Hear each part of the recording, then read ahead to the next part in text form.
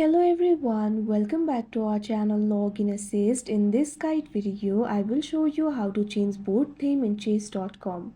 First of all, launch open chess.com application. Make sure you're logged in to your account. Initially, you'll be led to the home interface. So if you want to change the board theme, it is actually very simple. Tap on the more icon that you can see at the bottom right corner of your screen.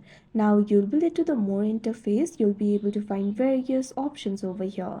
Right over here, you'll be able to find the option for settings. Tap on it.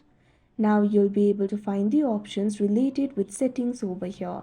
You'll be able to find the options like upgrade, profile, account, notifications, etc. Simply tap on this option theme that you can see on the screen. Now you'll be able to see various board themes over here. You'll be able to find various options like green, wood, blue, pink, etc. Simply tap on the option of your choice. Now wait for a while.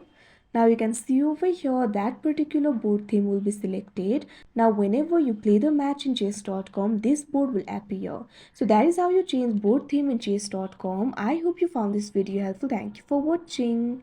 Make sure to like, share and subscribe to our channel.